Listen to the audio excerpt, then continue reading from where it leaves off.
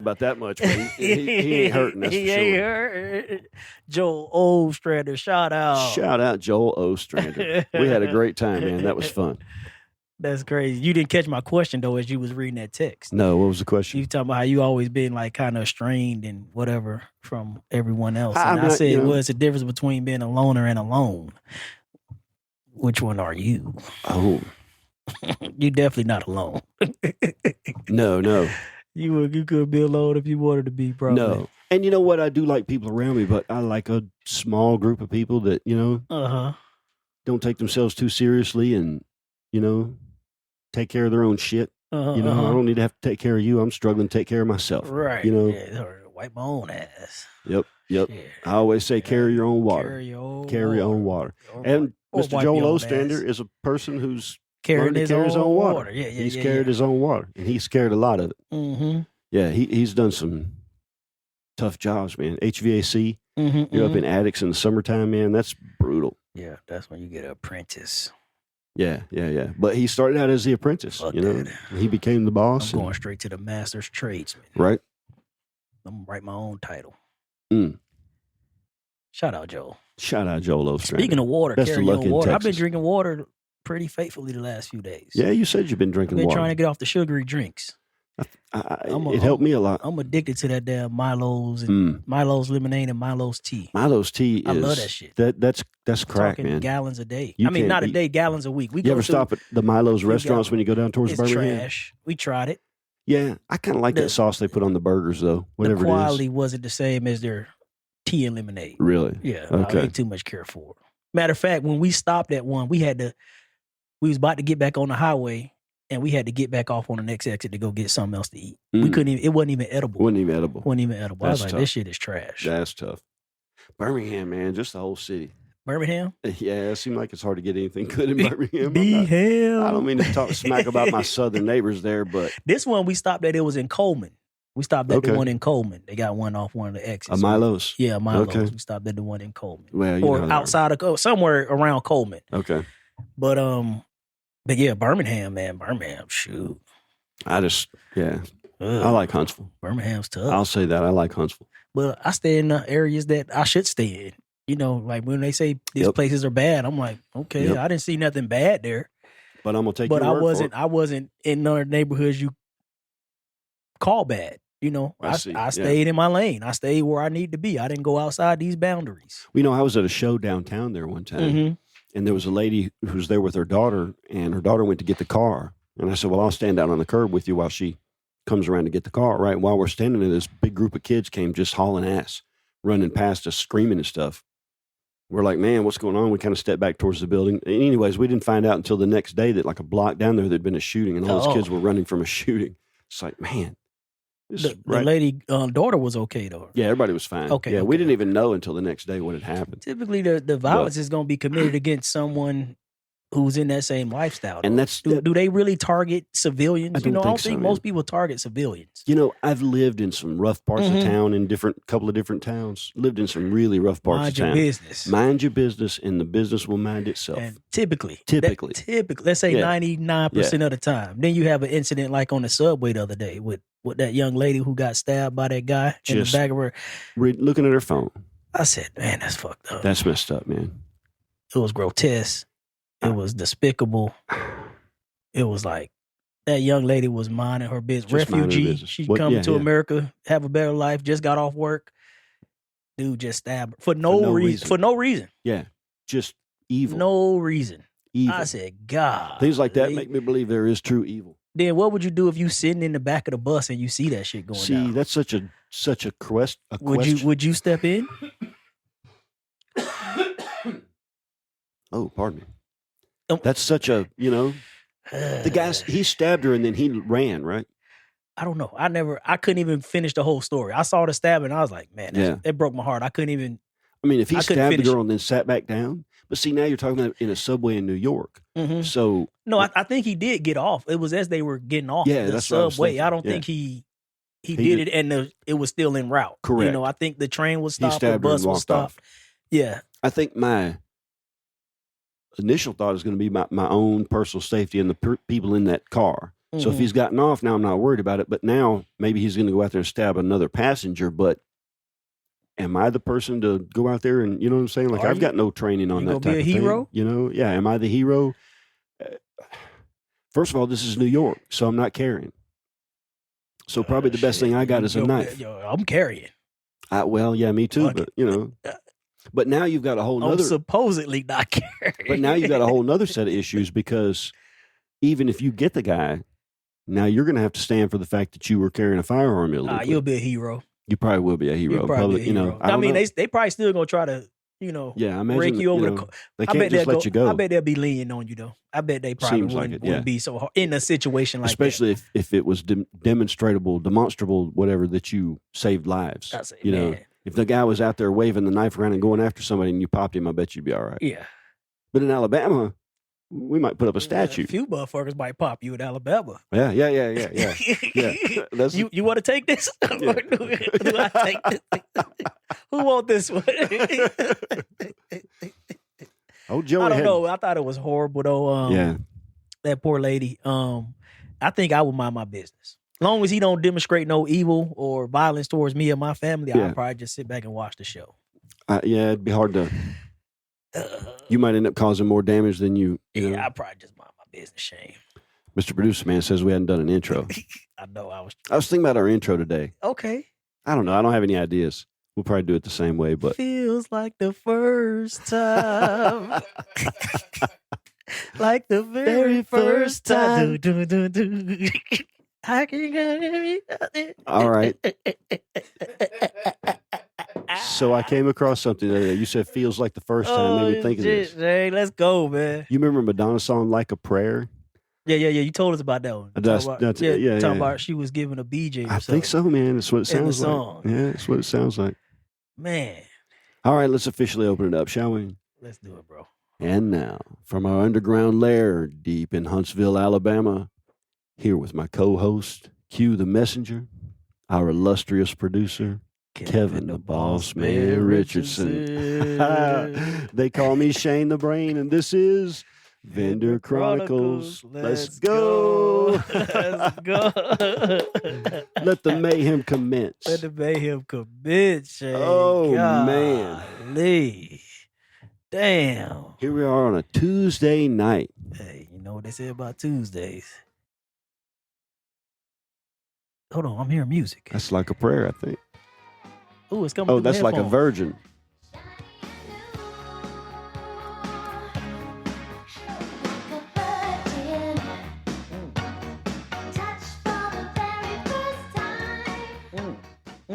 Like a virgin. I'm like a virgin. Oh, Madonna.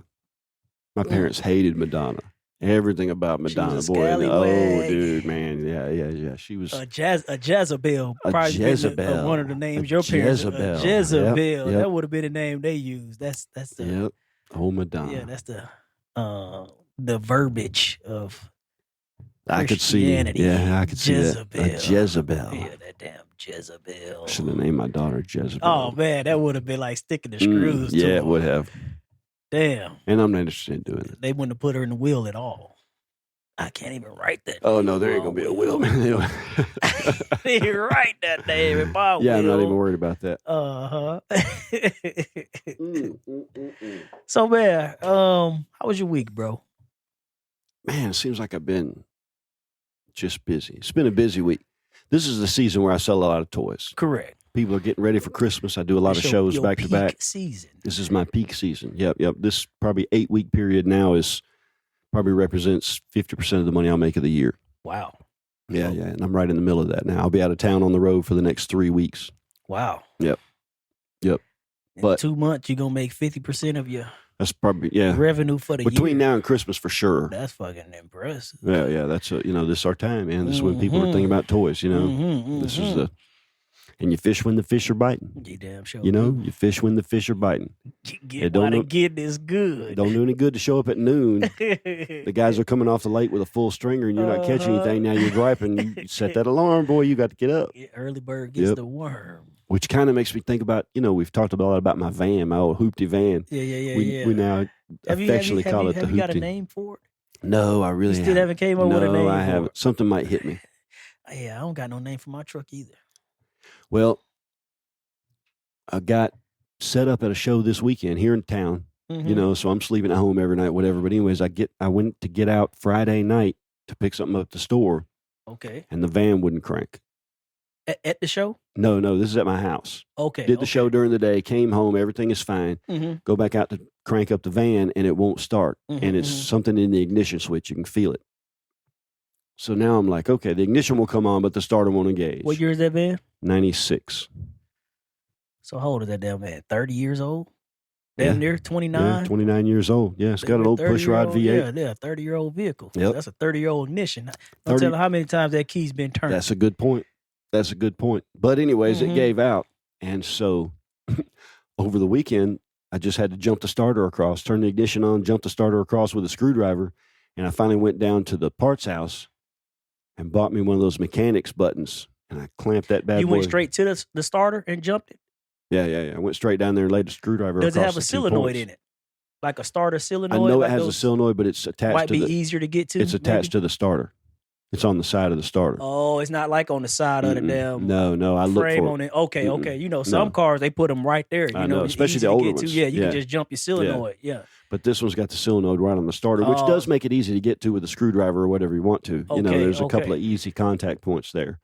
So every time I wanted to crank the van, I had to crawl up underneath it with a screwdriver. But like I said, I went and got me a remote starter button, and I clamped it. So right now, as it stands, I got it clamped to the posts of the starter and threaded up through the doghouse laying in the floor of the van. So you turn the ignition on with the key, then you got to reach down and mash the little... Any little bump can knock one of those clips off. It could. And now you got to get back under there to... Yep. I got them on there pretty good. Okay, you got them. And they're pretty stout clips, you know what I'm saying? And it's also the wires right there by the exhaust manifold.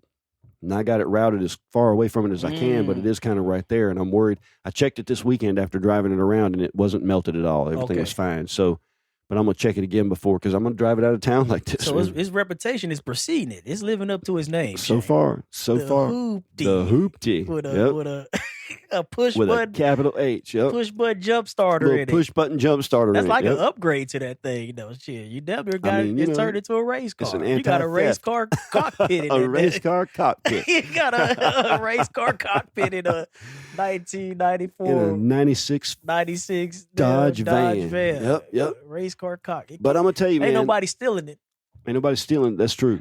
And so far, that thing ain't has nobody been, stealing that. Shout out to Hoopty. Shout out to Hoopties, man. Bring the Hoopty. And back. Something you can work on. Yep. It was a quick fix. It really was a quick fix compared to, anything newer, you wouldn't have been able to probably pull that off. Probably not, no. And if it wasn't a van, see, I've got it threaded up through the doghouse. So it's easy to, it's right there underneath right there where you're sitting. If it was a regular car, you'd have to figure out a way to get it through the firewall and, or something. Damn. Yep. Shout out to Hoopty. Shout out to Hoopty. Yep. Shit. I dig my old van, that's for sure. Okay, so that was Friday night. That was Friday night. Friday night. Saturday.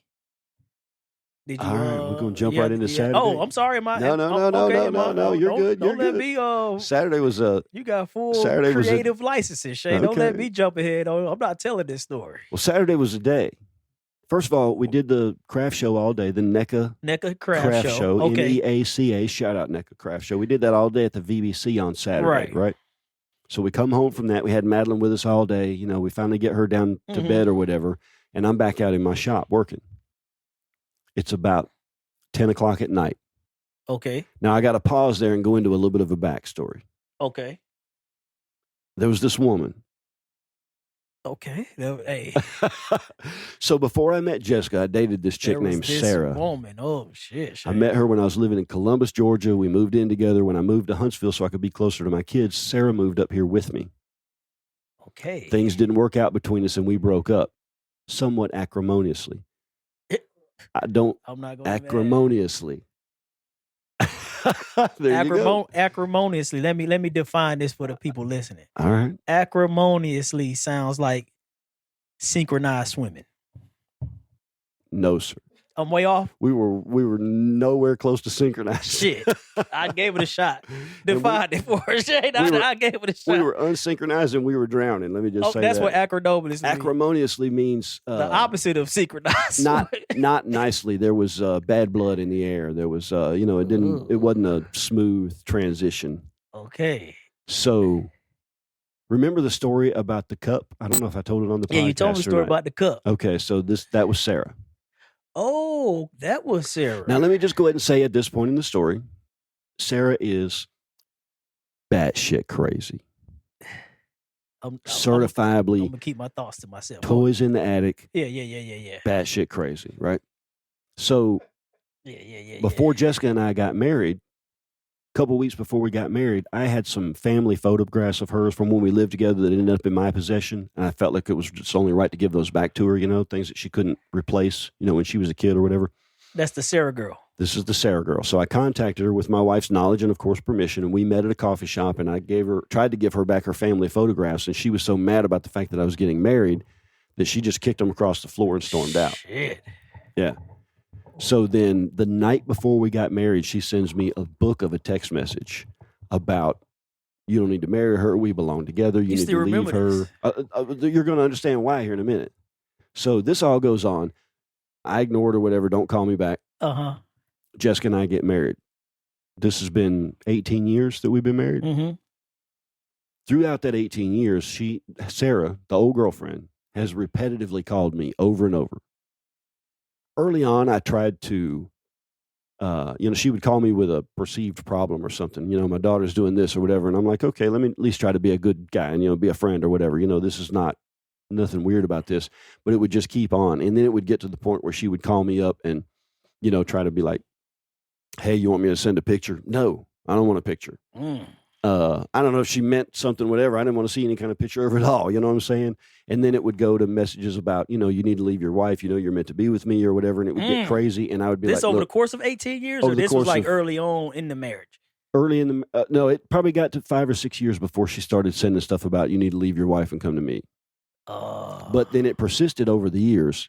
So about 5, 6, 7, 8 years ago, Jessica and I were at a bar with some friends and she calls. Okay. My phone was laying on the table. When it rang, Jessica saw that it was her. And she picked it up and was looking at it or whatever. And she accidentally called her back. So the girl, Sarah, thinks that it's me calling her back.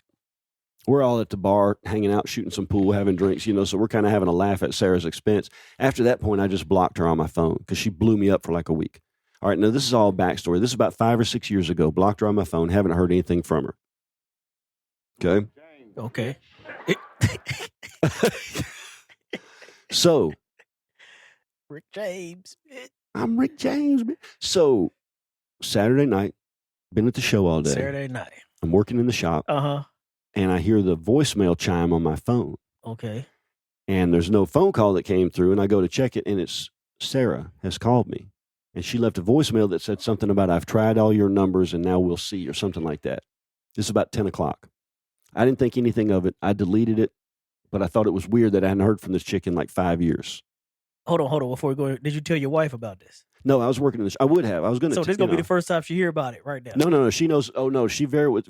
Yeah, wait till you hear the rest of the story. Okay, I'm sorry. No, I'm you're sorry. good. Fuck it. My body's racing over here. Yeah, no. Jessica was already in bed. Okay.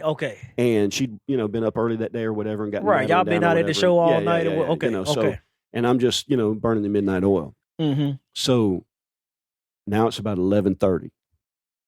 I'm still working in the shop. I got my headphones on, listening to some music. I'm jamming. Everything is good, right? Jessica comes in the garage where I'm working, taps on my shoulder. I pull my headphones off, and she says, the sheriff is outside, wants to speak to you. I said, the sheriff? What the hell? She said, yeah, they're doing a welfare check on you. What are you talking? So I take my head, whatever, go out and I talk to this very nice sheriff's deputy lady. She was super cool. And I said, yeah, I'm fine. I'm working in my shop. She said, yeah, I saw you in the window when I passed by. You seem fine to me, Mm-hmm. But somebody named Sarah Wells has called us and asked for a welfare check. Wow. I said, you got to be kidding me. So I tell her the abbreviated version of the story. This is somebody from 20 years ago. Haven't seen whatever, nothing, hadn't heard from her, right? Okay. I said, if this happens again, we're going to have to do something about her. Now I'm a little concerned. Like, first of all, if she sent a welfare check with the sheriff to my house, she has my address.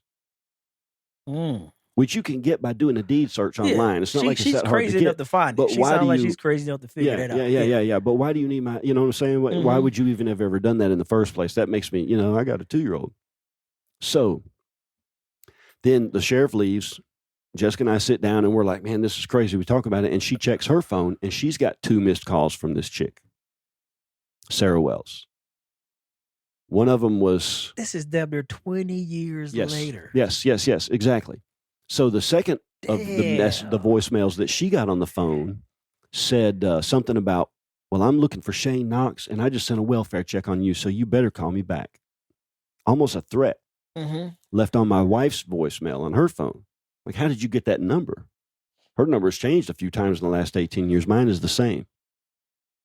So, whatever. I turn on the outside lights. I was up to like 3 or 4 o'clock that night just thinking, man, if this bitch shows up, whatever. I checked my guns. You know what I'm saying? I did. I brought a pistol out into the shop. Shoot her? If this is some Fatal Attraction stuff, if 18 years later? 18 years later. I mean, who knows? Golly. So nothing else happens Saturday night.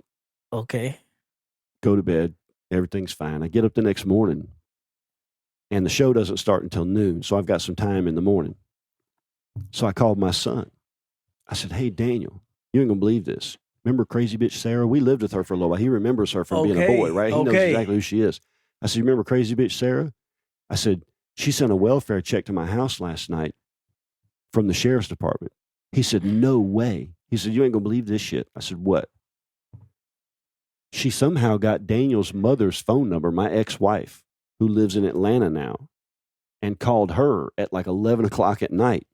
And my ex-wife, who I haven't spoken to since forever. You're right. 15 years probably. She's got her life, I got mine. We don't, we're not friends. So, but anyway, somehow she got a hold of her number and called her up at 11 o'clock at night, talking about, I'm looking for Shane Knox and I'm going to send a welfare check because, blah, blah, blah. And my ex-wife, according to my son, I haven't spoken to her, but according to my son, she just blew it off and was like, hey, don't call me anymore. He's not my business. Yep. And that's where it stands right now. I got a crazy stalker bitch that's coming back after 20 years. So why is she looking for you all of a sudden now? I don't know. You got a love child out there or something, Shay? I do not. She gonna tell you got this 18-year-old kid. Like, I'm 100% sure that I do not have a child with her. Like, hey. Yeah, nope. I'm 100% sure I kept this from you. That ain't the situation. Nope. 100% sure of that. Yeah, I've had enough contact with her. No, She had one child from a person before I met her, and yeah. So, wow, I know. But what does she want? What does she possibly, what can she possibly be? She realized what she lost, and now she's fucking all washed up and can't find. You was the best she ever had. Well, I mean, that goes without saying. I'm telling you, that's what it is. He was the best she ever had. Shay. She's been in these streets for the last 20 years, trying out different guys, and she's like, "Fuck, Shane was the best I had." You know how they say, I should have kept it. Once you go black, you never go back. Correct. Once you've had Shane, you're never the same. That's bars. That's gonna be the title of this episode. Once you had Shane, you're never the same. You'll come back 20 years later begging. You hear this shit, Kevin? Begging for it. Just saying, man. Shane, clocking. What's that song? The only boy that could ever reach me was a son of a preacher man. Yes, he was. He was. Golly. Yep. Once you had Shane, you never the same, baby. Leave that imprint. Yep. 20 years later. It's crazy, bitch. Crazy, man. She'd have been fucking wore out, tossed to the side by who knows how many damn dudes along that route. Yeah. And was like, I should have married Shane ass. Prevented all this. But no, you too prideful. You want to steal glasses and throw shit. That's what you get. Fucking, what's her name? Sarah? Sarah. That's what you get, Sarah. Crazy Sarah. Damn. She reminds me of a Buck Cherry song. Sarah smile. She used to sing that song. Dun, dun, dun, dun. Won't you smile a while for me, Sarah? Carl and Oates. Hall and Oates coming to you live. Hall and Oates. Oh, man. Yep. Golly, Shay. Yep, I got my very own. I got 99 problems, but a bitch ain't one. Well, I'm gonna tell you one thing. It ain't gonna be a problem. Nah, it sounds like it is. She said that welfare checks.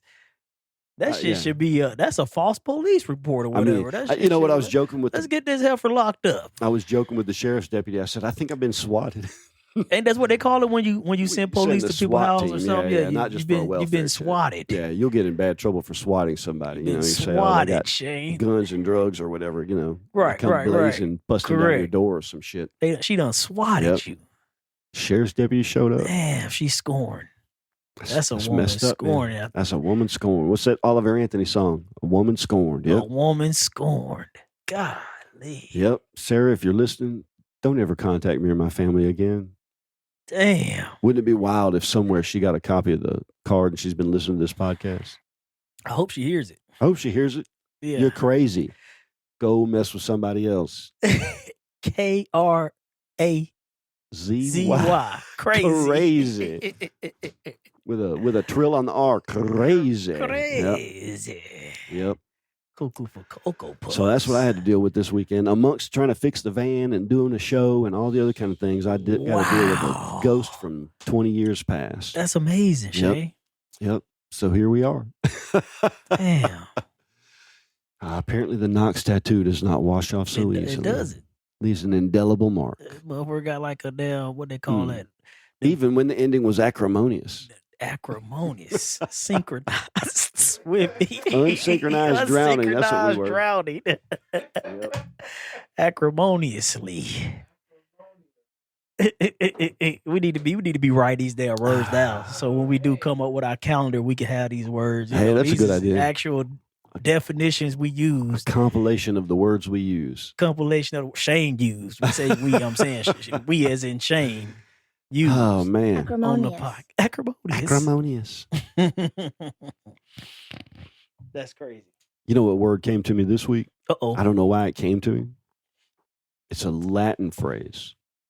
In flagrante delicto.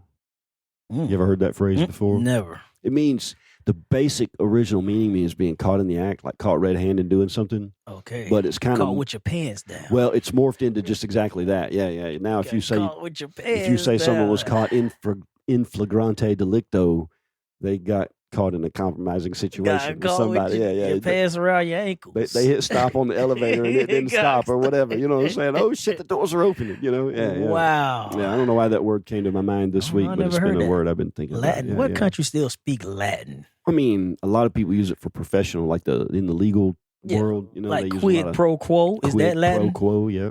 Yeah. A lot, I think, our language comes from Latin. A lot of them. I think them little sayings. You know, them little quid pro quo. E pluribus unum. That's on our money. Is it from many one? E pluribus unum. Okay. Or from many into one, or something like that. Wow. Yeah. Yep. Latin. Why the hell we put Latin on our money? Ain't shit Latin about America. Hell, I don't know. Need somebody smarter than me. You ever looked at the symbols on money? Like, what the hell we come up with these damn weird ass symbols? Well, you know, there's a lot of conspiracy. I understand the eagle. Okay, the eagle, whatever. Yeah, but apparently you start looking at pyramids pyramids with eyes and shit. Like, what the hell why is this on the money? The pyramid with an eye is a Masonic symbol. Correct. And a lot of the founding fathers were Masons. Weird ass Masons. Yeah. Is it a religion or a cult? Or kind of, is it both? Like, I don't know if it's even either, really. I don't know if they what is a Mason that they believe exactly? In. I mean, I think just a secret. I know it's a secret society, but outside of that, what? It's a fraternal order. You know, they say it's just a fraternal order of bunch of weirdos. They got secret handshakes and everything. No fucking windows on the damn buildings. Weird, man. Yeah. I don't know. You need a friend that bad? I mean, I don't know. You got to go join some shit like that. I mean, who knows, man? Maybe they got some weird rituals going on. I'm pretty sure they got some weird rituals. They got secret handshakes. That to me, just like a grown man giving a secret handshake. But they call it secret, but then they put the little symbol on whatever they got on their cars. You might see the little triangle. I mean, they're Masons. Yeah, they're Masons. Like, okay, that's a Mason. They put their Mason symbol. Like the higher up you go in the Masons, you learn different handshakes. Yeah. Once you get to another level, then the handshakes does this or that, and I think they got code words and like you got the black Masons and the white Masons. Are they segregated? Pretty sure. We can't get along for shit, can we? We can't. Even in the Mason, even in a secret even the secret orders. Silly we got order. our own. We still got to separate. You got the Prince Albert Masons, which are the black people, I think. And then the white ones. I didn't know that. Like the damn Shriners. Aren't they Masons? Them damn Shriners. They seem like they one the same. I don't know. Shriners are always building hospitals, though, right? I'm down for that. Built in hospitals. Building hospitals. Yeah, I think they do build hospitals, and always see them holding a kid or something. Most of the money I think goes back to. Yeah, I'm down with that. Yeah, I'm down if you're with doing that. something, I'm down with the organization that give 100% back. 100%. Because I always ask, like, do you want to round up and do that? I'm like, well, where does the money go and how much percentage goes back to? One place I believe in is Ronald McDonald House. The Ronald McDonald House is 100%. Yep. All donations goes to house families and treat children. Yes, and that's an important thing that people don't think about. St. Jude's another good one. Yep. Every time I see one of those two, I'm willing to give whatever I can spare. Yeah. If I can give a little, I definitely will. Correct. Yeah, whatever I can spare, I'm willing to. My son and I were in Louisville, Kentucky one time. He had some dental work done in Louisville. A couple times I rode up there with him, and just whatever, sit with him. I had nothing going on, and we were riding around one time, and I saw the Ronald McDonald House there. And I was like, I don't know, something inside me just struck me. And I went in and made a little donation. Just walked in and said, hey. Is that where headquarters at? No, it was just a Ronald McDonald House, just one that was, there. It was a. Is it like a particular place you got? Like, do they have like the St. Jude Hospital? Do they have a Ronald McDonald Hospital or? No. Or they'll send you to whatever. What Ronald McDonald House does, so let's say you got a baby born with a heart defect, especially back in the day, there was only a couple places that could do heart surgery on a baby. Correct. And especially like a child born with Down syndrome often needs heart surgery shortly after birth. And back in the day, the biggest one that did it was somewhere out in Texas. Well, let's say you're living in Alabama. You're just regular folks like us trying to make ends meet. And you have a baby born, and now that baby needs open heart surgery in Texas. It's going to be there for a while. I mean, you got a job and a mortgage to pay and, not for nothing. Now, how are you going to afford to stay out there? You're going to get a hotel room. You're going to rent a house. Does the average Joe have the money to do that for an extended stay? And who goes and who stays? Does daddy stay so he can go to work and mama goes and he doesn't, it's a tough thing. And what Ronald McDonald House does, a lot of times it's in the hospital or it might be adjacent to the hospital, but they provide living facilities. You got a little small apartment. Okay. And then you've got usually it's a shared kitchen that has, maybe a couple of stoves. It's a big kitchen and you can go in there and it has all the utensils that you need. You just have to provide food. But you can go to the grocery store just like you would at home and buy food. Like an Airbnb down there. You got washer and dryer. Yeah, exactly. And some of them are bigger than others, but they, then you have a place they ask you for $5 a day. And if you can't afford $5 a day, then they waive it. If you say you can't afford it, I don't think they make you prove it. But $5 a day. And you have a place where you and your family can stay and be with your, loved one who, it's a worthy cause. We think about paying the medical bills and that needs to happen. But, especially when you talk about a child, they need their mama and daddy as much as possible, especially when they're, when they're little and they're going through a scary thing or whatever. So I'm a big believer in Ronald McDonald House. And like you said, 100% goes back to the, McDonald's funds the charity. Correct. And so all the money just passes through. Good. Yeah. Very good. Yeah, I never mind rounding up at a McDonald's drive-through. Every you time. Want to round up sure. Yeah, I do. And like you said, St. Jude's. 35 cents. You got money for St. Jude's? Yep. I sure as hell do. Yep. I think last time I donated St. Jude's, we were on a cruise. Okay. I think going to Mexico. They had before the cruise got going, they had a big, get together with all the people when they asked for donations for St. Jude. And if you gave a donation, you got a St. Jude t-shirt. When Jessica was with Domino's, she went up and toured St. Jude's, and she actually had lunch with some of the patients there. I would like to do that. What's that, Make-A-Wish? Almost like a Make-A-Wish. I'm not nobody famous or big, but shit, if I can go talk to a kid, that's... Yeah. Hey, take them out making popcorn. I want somebody to come talk to me. It's different. Yeah, whatever. I'd have be tough to be around kids that are dying. Oh, shit. It would be tough. You would have to steel yourself. I try to keep my face though. Yeah, I try to keep face right there with them. But I'm pretty sure I probably get sad. I might cry in the parking lot. Yeah, I probably cry in the fucking parking lot. You can't do it in front of the kids because What are you going to do? Is it called Make-A-Wish? There is a Make-A-Wish Foundation. I remember John Cena used to do a lot of those. Go visit the kids. That's part of their wishes. Like I want to meet John Cena. There was a big controversy because I want to meet who? Ted Nugent took some kids hunting. That was their wish? As part of the Make-A-Wish Foundation. And some people got upset, like you're letting this, child killing, the PETA kind of people, that think any kind of hunting is wrong. Man, this is kid dying wish. Mm-hmm. If he want to go hunting, let him take a deer. I got 5,000 acres out here that's packed full of deer. And that's exactly what Ted Nugent did. Yeah. I mean, I'm not saying Ted Nugent's not crazy as hell. No, he batshit crazy, but still. Crazy. Yeah. He batshit crazy. What was that he said? Liberals can suck on my machine gun. What's the matter with you, dude? Motherfucker batshit crazy. He is nuts, man. He is. But you know what's crazy is, even as a rock and roll star, Ted Nugent never drank or did drugs of any kind. He didn't need to. He didn't need to. It's just crazy in his head. We're just crazy the way he is. Crazy in his head. Somebody was just born that way. That's another one that was, I don't want to call the man a pedo. Oh, but he got some allegations, or he got not allegations, or got matter of fact record that a young, I don't remember how old she was, like 17 maybe. He took her on tour. 17? Yeah, something like that. Right at that in the 80s. He had the parents' that was blessing. acceptable. He had the parents' blessing. That was acceptable. 17. You know what? Back then, I've heard you might damn near get away with it right now. You probably could, especially 17. With parental. You know what I'm saying? You might. I don't. She was. That wouldn't be my choice. She wasn't a child per se, but the parents said. But the parents it's allowed okay. It, and I heard him in an interview one time talking about it, and he said that he approached her parents with it, and he was like, "Look, who do you want her hanging out with? Yes, I'm a rock and roll star, and I'm going city to city. I'm also straight-laced, clean and sober. I don't do drugs. I don't drink. I don't How did you even meet my daughter, though, to even have this conversation? That's the question. Oh, man, what the fuck you meet my 17-year-old? Yeah, and why did you start? And he was like very early 20s, 21, 22, something like that. You know what I'm saying? It wasn't like a huge age difference either. I think that plays a factor, too. I like think how old? He's not he wasn't 30, 40 years old at the time. He's 22 that's a years little old. Gross. Yeah. He was only 4 or 5 years older than her. I mean, I'm 12 years older than my wife. But she was 22. 22 and you was 33. Correct. Yeah, 11 years older. Yeah. Yeah, and that, but imagine if you're 22, 11 years younger than that obviously is disgusting. Oh, So, but there does come a, when's she going to be 18? You know what I'm saying? But I mean, there's been Elvis Presley, Jerry Lee Lewis. Presley, all those guys. There's a long history of, Jerry Seinfeld. PDF files. Jerry Seinfeld's chick was like 16. He was picking her up from high school. No shame about it. No shame about it. While he was Jerry Seinfeld. I'm Jerry Seinfeld, bitch. Come and pick up a 16-year-old from high school. From high school. That's 10th grade. Maybe. No, shit. 16 what? 10?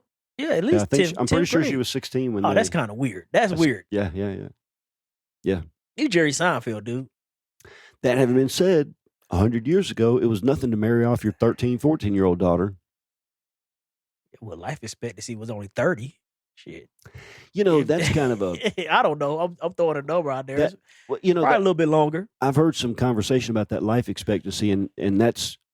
Realistically, what do you think life expectancy was? I think once 50s, 40s, late 40s maybe? I think once you got to be 15 or 16 in your teenage years, once you got through, like, infant mortality back then was huge. Very high, yes. So once you got past, it may be like 10, whatever it is, past that infant stage where, things are precarious sometimes...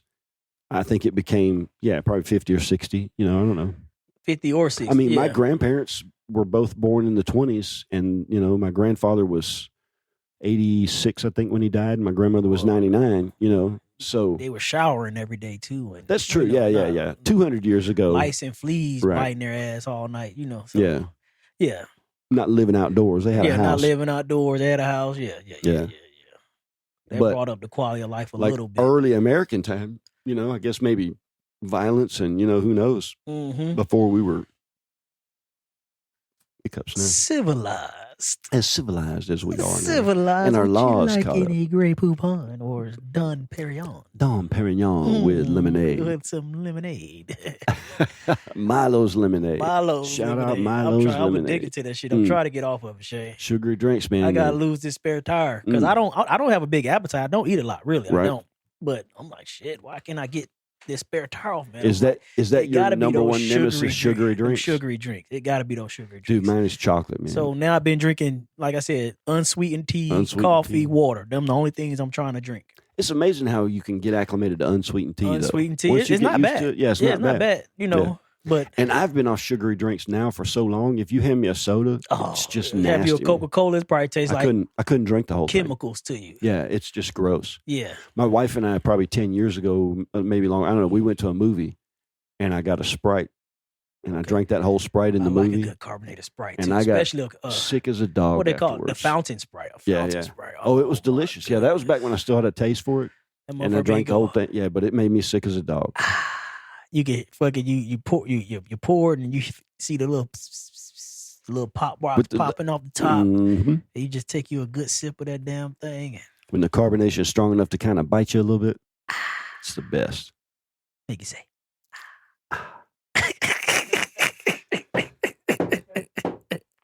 I do miss a good Coca-Cola every now. A good Coca-Cola now. Yeah. It's hard to beat a good Coca-Cola every now and then. That's my reward to myself now. Is it? One Coca-Cola on a Saturday. Okay. That's going to be more and more. If I can make it all week, that's not my bad. teas, my waters, my coffee, I get to drink one cold Coke.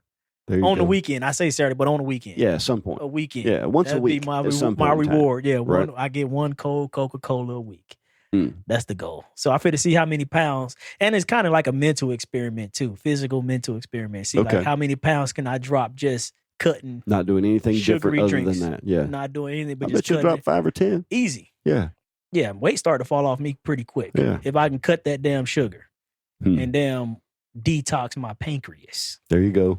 I see. As a diabetic, I know something about detox the old pancreas because that motherfucker in overdrive on that Milos and Milos. It's hard. That's hard. Detox the pancreas. Shane. That's hard to turn I ain't down. trying to be a diabetic. There you go. It runs in my family. Oh, sure. Yeah. Runs in the family. Sprinkled throughout all of us. My grandma has it. And you're not super tall. One of my mom's sisters have it. Yeah, I'm not super tall, and I'm 200 pounds. At 5'7", 5'6". I mean, that's probably 200 pounds. I would be considered obese, though. I would be considered probably not morbidly, but I would be considered obese. You're not obese, man. I'm supposed to be 150s. Okay. Yeah. You look weird at 150. My dad, I catch the big head. My head would get big as hell if I lose 50 pounds. I'd have to call you something. You couldn't be cute. I'd be sitting over here like this. I'd call you Ray Ray or something. Over your head, over here doing this the whole time we talking. Like, yeah. What the fuck wrong with your head? I got the big head. Well, can't hold the motherfucker up, boy. Nah, I wouldn't think. I'm 6'3" and I weigh 180. I'm 20 pounds heavier than you. And you got damn near a foot on me. I'm trying to lose 5 myself. If I can get about 170, I think it'd be a good weight for me. Right. About 170. I feel better when I moved here, that's about what I was when we moved to Alabama back in 2019. Living that good life. At 170. You're living that good life. That's when my body stayed. Then, you start working every day. I'm not getting the steps in. I'm not. But how long have you been here? 19, since 19. So what? 7 years? 6 years. And you're 40 now. And I'm 40. And the older, I mean, I done put on 30 pounds in 6 years. Older we get. Do the math. In my late 40s, I put on some pounds. That was right before I found out about the diabetes. I did I was up to about 200. Of course, at 6'3". So now I'm trying to not get to that. Get that news. If I can try to maintain right now, just by cutting it, I'm just trying to cut the sugar out. I got to cut the sugar out. That's my fucking addiction. Them damn sugary drinks. It's too easy, and they're everywhere. And they're everywhere. It's too easy. Oh my goodness. And then you go to a fast food place or something, and you try to get water, and they want to charge you for a drink for water, and you're like, I just really want to, just a cup of water. Just a cup of water. How hard is that? Come on. I've gotten where I carry water with me. I got a little cooler that I carry to festivals. I like water. And I can drink the hell out of some water. Yeah. But I like sugary drinks too, though. It ain't like I'm just drinking the sugar. Eventually, you'll lose the taste. Dilute it down with the water that I do drink. But I just love that sugar, Shane. I've been thinking about something this week. I don't know if it's apropos to the conversation or what have you, but I thought I'd bring it up. Apropos. Definition. Apropos of nothing. Apropos means like related to, or it's related to, connected to. Synchronized swimming. Synchronized swimming. That's gonna be my ass and everything. Synchronized swimming. That'll be the name of the episode right there. Synchronized swimming. But so I got this raggedy old phone. It matches my raggedy old van. And something is the matter with it, and I can't do group text messaging right now. Now, my whole life, I've been adamantly against group text messages. Don't put me in your group. I don't want to hear a good morning and, it's 75 degrees and it's a beautiful day. I hope everybody's great. And then 7 people responding, yeah, I hope everybody's, I don't want to do that. I've never allowed myself to be in part of a group. Take me out, whatever I got to do. But we've had a group text going on since we started this podcast. Yeah, over almost a year. Or damn, we're at our year mark. We're probably we're over the year mark? We celebrated our 50th episode. Yeah. Posted. So that's first episode came out last September. We've definitely been recording recording for more than a year. Correct. For sure. And that whole time we've had our group text, and nobody blows it up. Nope. But we send little things here and there, whether it's about the podcast or maybe something funny that somebody saw or what have you. And right now I can't get group texts. So first of all, I have no idea if you guys are sending anything. And second of all, whatever it is, I feel like I'm disconnected from. You can't individually text though. You just can't. Correct. Get the group text. Correct. That's weird. And I'm going to have to get it's time for me to get a new phone. Yeah. I'm going to work on that over the next couple of weeks. Have you looked online for one? Find one with like $300? No, but I think I'm going to go to the smartphone medics and see what they got. It's a store out in Madison. Okay. Jessica knows the owner, and he'll sell you a phone. It'll be a used phone, but they go through them or whatever. Yeah, a couple $100. So, and I don't need the latest and greatest, but yeah, it's time for me to get a new phone. I think mine's got a virus, which doesn't help. But anyways, it's just kind of weird realizing that I miss getting those little messages every now and then. I could send out a little message, and if everybody got it, it's like, hey, everybody okay? Yeah, or just whatever simple thing it is. I don't know. I don't know where I was going with that necessarily, but it's something I've been thinking about this week that I got to get my phone. Don't get all soft on it. It's been I miss you guys. I miss you guys so much. You feel disconnected. I don't know what to do. My life has no direction. No meaning. I'm off the rails. Might just have a breakdown. Oh, man. I need a safe space. But here we are in our safe space. Here we are. So there you go. Yeah. Now I feel secure again, like I got my blankie. In therapy. Get my little animal. Like Madeline, she likes to carry around a baby doll of some kind. There you go. I'm 2 years old again. 2 years old again. The microphone is my security Seeing the blanket. world through a 2-year-old. Through a 2-year-old's eyes. Golly. That is the fun of having a child at an older age. Oh, man. They're funny, man. So Kids funny. are funny So as funny. hell. Yep. Enzo did something the other day and it reminded me of Madeline, how when you pop a wheelie, she go, like it's a horse. Like it's a horse. He related something and I was like, I would have never made that correlation. I can't remember exactly what it was. But I was like, man, look how they mind thinks. I know he did the one where we was going down the hill and he tried to treat like it was a slide. Okay. Like he got down on his butt and then started scooting down the hill. Scoot down. Yeah, I'm like, dude, that's not a slide. It's just silly shit like that. But he did it. He related. I can't think of what it was and it's bothering me. They see things from they're open-minded to everything. They're open to everything and they're just they don't come into anything with a bias. And it's so fun to watch. Like, damn. So fun to watch. They're so smart.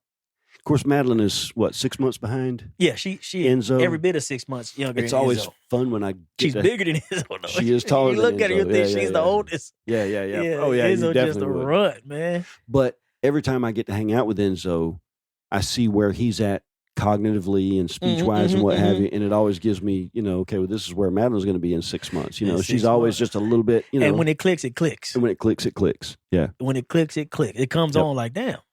Yep. He said something to me today. I did something for him. He said, thank you, Dad. Yep. And ran off. Yep. I was like, you welcome. Yeah. And by the time I get to you welcome out, I see this little He's damn, already gone. Yeah, and I see damn rear tail lights turn the corner. That's hilarious. Yeah, man, they're funny, man. Yeah, it's especially as they start learning how to talk like both of ours are, and then, and I kind of compared it to walking. Once they realize the benefits of walking, you can't get them to sit down. They're going to learn that no matter what. They're going to keep on standing up until they get it. And I think with talking, it's the same thing. They go through that phase where they're just repeating everything you say. But then all of a sudden you start realizing they're throwing in their own thoughts. Madeline and I were picking leaves off of a tree and she picked one and I said, oh, that's a small leaf. And then she picked another one and she said, big leaf. Small leaf, big leaf. Yeah. You're right. That's a small leaf. Stupid That's a big thing, but leaf. yeah. She just, whenever she realized that. And it's wild because they'll come out with something and you realize. She making distinctions there. Yeah. Small leaf, big leaf. Small leaf, big leaf. Yep. Oh, damn. You're right. Yep. I just see a leaf. I just see a leaf. Damn, you're right, but that is a small leaf of the big leaf. She sees all the details. Same Correct. You see the details. The kids see the details in things that we sometimes miss. And if you think back in some of your earliest memories, you probably remember it through the lens of some specific detail. Mm-hmm. There was a purple flower that you'd never seen before, and the memory might be built around that, or whatever random thing it is. Whereas, okay, like say you take a trip to the beach, and as an adult, we might remember, it rained in the afternoon and the sun was shining and, traffic was heavy and it was hard to find a place to park and, whatever. And the child remembers this one particular sandcastle that they built. Right. You may not even remember it because you're looking at the whole day, but to them, that was the thing that imprinted the day on their memory, And as Madeline grows, I'm trying to recognize when she sees those things to try and imprint as many of those days on her as I can. I don't know. I might be full of crap, but Speaking of kids, I had a talk with my son when we dropped him off at college. Okay. I think it's something that could be shared on the podcast. Well, basically, I don't know if I want to call it like I laid down some ground rules or boundaries, with him being an adult and being out on his own. And so basically what I told him was, it's some things I'm gonna do for you. Things that's been coming to you just from being my kid. These fringe benefits you get from just being a child of mine. I'm gonna pay your insurance and your phone bill till you're 21 years old. Okay. You don't got to worry about that. I did that for my... Till you're 21. After 21, you can stay on my phone bill and my insurance, but you got to start paying your bill. Sending me a check. You got to start sending me a check. Up until the age of 21, you can live in my house rent free. If you got to come back home, you flunk out your first year of college, whatever, you need to come back home, get back on your feet, maybe go to work, try to save some money. Right. You got a free open door pass. After 21, you always welcome in my house. But now you got to carry your own water. You got to contribute something to the family. You ain't fit to just be sitting up in here sucking up air. And everybody brings beans to the table. Everybody brings after the age of 21. After the age of 21. Up until the age of 21, sure, you got a free pass. So what if at 19 and a half, he needs to come home, but he's bringing a baby with him? Well, good thing he's a boy. He don't got to bring a baby with him. What if he does? You better be a baby daddy. Nah, I say that, but more than likely the baby's going to go with probably so. The woman, unless you're a crackhead. But I know you well enough to know. Typically, the guy ain't bringing a baby home at 19. But if he did, the first time you held that little baby, Grandpa, I can't foster my grandchild. You would though. No, I'm saying I would foster him. I can't put him in the system. Right. Yeah, even if I have to take the kid. Correct. Yeah. Fuck. Yeah, you would make sure that you kid say was... you not. I'm not doing that. I took care of my own kids. I got my own kids to worry about. Yep. But I couldn't turn down any baby. That's my flesh and blood right there. If you had a child and for whatever reason I needed, no, that child's not going. No, I'll take it. Blood of my blood, whatever I got to do. Bone of my bone, of my bone, flesh of my flesh. The seed of my loins. I had the sex talk with him. Hey, wrap that thing up, son. These are things that I talked to him about that no one ever really sat down and talked to me about, or no one ever set boundaries or gave me ground rules. So I don't want him to have no surprises. Like when everything I do, I don't want to just cut him off at 21 and I never told you. Here you're at 18. I done gave you 3 years. I'm giving you 3 years heads up. Yeah. Heads up. Yep. So it's not going to be a surprise or come as a shock. It ain't going to get to the point, okay. Right. And I'm going to be a man of my word. Fair. This is what I'm going to do. Right. 21. And you, yeah. That's part of being a man of your word. You got to, okay, I said it was it. That was it. I said that was it. That was it. So I really want, and it's really a study for me as well, because ain't no book to this shit. Nope. So as he continue to age and, as the years start to progress, I'm going to ask him questions like, what could have I done better for you? I do that same thing with my son. What could have I shared with you that once you got out here, you've been surprised about? So how could I have better prepared you? How can I better prepare you as an adult? While you still fresh out and it's still fresh on your mind. Right. And then maybe we can write a book about the shit. Okay. I don't know. Because you my first child. Ain't no blueprint, ain't no blueprint, ain't no manual to this. Everyone's different. Everyone's situation different. A lot of nuance. Anything. You get what I'm saying? Right. Every parenting style is different. Every person's different. And every child that you bring up is different too. And every so child the things you raise child would have resonated with your oldest might not necessarily with Leilani or with correct. That's a judgment call that has to be made too. But I don't want no shock and chagrin from my part. Right. Like, damn, Dad did warn me. Dad did tell me. Yep. Dad showed me. Dad was a man of his word. Whether I thought he was an asshole or not, at least he kept it real. He kept it straight. I try to shoot it straight with him all the time. The biggest thing I don't want is Dad didn't prepare me for this. Or Dad didn't prepare me. Yeah. That's even hard to do. How do you prepare somebody for outside real life? Well, you've been sheltered. You've been in the bosom, the comfort. So I got parents. I got a thought on all that. These years. I got a thought on that. Something I've been it's thinking like about. A sink or swim type situation. Sink or swim. A lot of times it is a sink or swim, and it really shouldn't be that way. They should be standing on our roof. Yeah, I wouldn't want it that way. Yeah, but so I've been thinking about something recently. You gotta kick the bird out the proverbial nest at some point. You gotta have them ready. You gotta be ready to fly. You gotta be ready to fly when I do kick you. I've been thinking about it in terms of the difference between training a child and teaching a child. We've talked about our school system, how they really are kind of just training kids how to do factory work and respond to a bell and, respond to or be bell, in prison clock or whatever in, it is, be on right? time. Yeah. All those kind of things, right? Public fool system. So, public fool system. The public fool system. If you raise 12-step indoctrination program. Mm-hmm. Indoctrination program. It's a 12-step indoctrination program. But if we raise our kids to do things the way we do them, we've trained them on one path through life. This is the path that I've taken, and I'm going to tell you how to avoid the pitfalls on this path. You see how this shit worked out for me. If you teach them how to handle themselves, how to make decisions on their own, how to look at the evidence that they see around them and make a comprehensive decision based not necessarily on what I did, but what they can perceive as the best thing to do based on the knowledge that they have combined with their own judgment. And if you teach them judgment and teach them, intelligence is the ability to learn.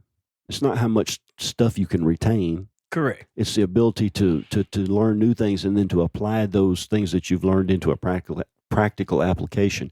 And if we can teach our kids to do that, then I think they're going to be successful much more often and in much more various situations than if we just train them to do it the way I did. Well, this is the way I did it. It was good enough for me. It was good enough for your mama and your daddy, your grandparent, whatever. What's good for the goose is good for the gander. But we expect them to have the same actions in a changing world. We say, okay, well, quickly changing world. Quickly changing world. Quicker than ever before. Quicker than ever before. And so by the time they get grown and they do the same things we've done, well, that's an outdated mode of doing whatever it is. You way the hell. You're still driving a gasoline car, or whatever it may be. You don't have a solar on your, whatever it might be that moves the world forward. We got to prepare them for that. I don't know. How do we prepare from that one? We ain't even prepared for this shit. Nope. But I think we out here like this. Just treading water. Treading water. Like, what the hell going on? Teach them to swim. Yeah, I got to teach you to swim, son. Don't train them to tread water. Teach them to swim. Teach them to swim. Yep. Like, what? So that was a conversation I had with him, and he's gonna be great. He's gonna be successful. I have no doubt in my mind that he's gonna be great. Yeah, he's gonna fucking. He's gonna make some mistakes. Of course, who does? There's gonna be some things you look at him and go, "What in the hell were you thinking?" Dumbass. No, I call him a dumbass. Whatever. Yeah, if you're a dumbass, call him a dumbass. You're a grown man. You're a grown man. I don't gotta, Has he ever called you a dumbass? No. He never cussed around me. You gotta, He's never cussed. You got to be prepared for. My son is 33, and yeah, if I do something stupid, he'll call me a dumbass right quick, fast. Dumbass. I think that's the difference between white families and black families. We have that respect amongst our. I still don't cuss around my dad. Typically. Okay. Like we did the podcast, I let some words fly and stuff like that. But in everyday settings, if we're around, I keep. You refrain? I refrain. Yeah, I definitely speak the same no matter what I'm at. I try hard not to I'm a big cusser anyway. Right. I still refrain from. I try not to be disrespectful, but we've had the whole conversation about, one word versus another word. They both mean the same thing, but one of them sounds, it's like, okay, if I say shit, either get over it or right, or don't. That's up to you. Yeah. That's up to you. Not saying that I have it will be any qualms about it. I'm a grown ass man. I pay my own bills. I wipe my own ass. Carry my own water. I carry my own water. They like now. On the other hand, if I was living under your roof, like when you living under someone else's roof, it's two things you can do. You can either spend their money or you can have an opinion. You can't do both. That's what I'm. You can either spend my money or have an opinion. You choose. Living under my roof. Right. What you think about that? That's a good way. That's a good way to describe it. Now, would you want somebody to come live under your roof and do both? I wouldn't allow it. Nope. And I'm gonna be honest with you. If you're living under my roof, you live by my rules. If I come to your home, I'm living by your rules. Yeah, you are my friend. We are, whatever. Castle. But once I step onto your property, if you say, Shane, you can't come onto my property with your pistol. Throw the motherfucker in the car. Or don't come in the property. I'm either don't come on the property or I'm leaving my pistol in the car. Or take your shoes off at the door. You have the right as the man of the house and as the woman of the house. You have the right as the property owner to make those decisions. And if you're not willing to abide by somebody else's rules, then don't go on their property. Don't go on their property. Flip side, of course, don't be an asshole. Whatever. But, yeah, especially to your guests. Especially to your guests. Yeah. You should be accommodating. You my guest. I'm finna be as accommodating as possible. I'm agree. finna serve you. You coming in my home and I'm finna serve you. That's how I feel too. If you come in my home, I feel responsible that you had a good time. Yeah, that you had a good time and that you got drink, you got food or whatever, nourishment, whatever it is you needed. Yeah, whatever it is that you needed. Correct. Yeah. Correct. Other than alcohol, I don't keep alcohol in my house. Correct. If you want something to drink at my house, that's cool. Just bring it. A BYOB. And carry it with you. I might have a drink with you while you're there. Take it with you. But when you go. leave, whatever's left, carry it with you. Don't leave it at my house. See, that's why we just got to finish off the bottle. Yeah, we may have to do that. I ain't taking this bottle with me. Come tomorrow, I don't want to have to, Yeah. I'm pretty good about not drinking too much anymore, but I don't keep it at my house. But yeah, that's just my opinion. I agree with that though. Shit. Spend my money or have an opinion. Yep. One of the two. You can't do both. Well, listen. Wow, I screamed into the microphone. What was I going to say? Oh, I was going to try and figure out a way to segue into words of wisdom. Are we already there? Are you already laying down bars? I think that's now. I mean, it's hard to beat that. It's hard to beat that, Shay. You were telling the story about talking to your son. Spend my money. You're aware of the country artist, kind of country Americana, whatever, Jason Isbell. I've mentioned him before. Yeah. He's got a song called Outfit. I think he's a household name. Where he talks about his father's advice to him when he started going into the music business. He said, don't call what you're wearing an outfit. Don't ever say your car is broke. Don't sing with a British accent, and don't act like your family's a joke. What was the second? I can't remember. But just, little things like that don't say your car is broke. If you're talking to another man, do not say, what's the matter? It's broke. What do you mean it's broke? No, let me tell you what's, right. Don't call what you're wearing an outfit. Just put some stuff on. You know what I'm saying? Yeah. Don't tell him you're bigger than Jesus.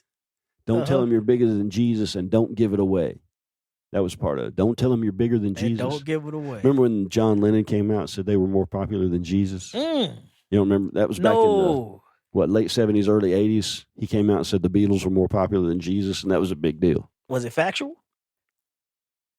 That's an interesting question. Like worldwide, if you said the Beatles and Jesus, know who the Beatles is. More people would probably know who the Beatles are. You don't think so? Maybe back then when they were big, maybe. Where they was on TV every day and all that. More likely to be now because more people have access to information. Everybody know Jesus. Even if you're an atheist, you know Jesus. You can't come out and say I'm bigger than Jesus. Why you can't? Because it ain't going to go good. I can say what I want to say. You can, but it's going to affect your career, and it did the Beatles. It hurt them big time. I can tell you Jesus ain't saving you. You can. He ain't. A whole lot easier to get away with it now than you could have. There was a time when culturally, Go break down on the side of the road and see who comes save you. It ain't going to be Jesus. It ain't going to be Jesus. Trust me. It's that simple. What's always wild to me is you see somebody, and maybe their wife has some kind of a sudden serious illness. They're in the hospital and they're kind of struggling or whatever, and then they pull through and they make it. And they're like, praise Jesus, my wife is healed. Where was he when she was getting sick? If he's in charge of everything, then he get her sick, right? I mean, Shane, we'll start a whole new podcast. You know, I can logic. go. I ain't even told the story why I stopped believing Jesus will come save me. Not saying that I don't think Jesus is real. I'm saying why I stopped believing Jesus will save me. Well, I tell you what. Let's hold that for another podcast. Make a note in your phone. Never publicly told this story. Why? What made me say Jesus is not saving us? Next podcast we'll tell that, and then I'll tell the story of what made me stop believing any of that was real. He's not saving us. Right.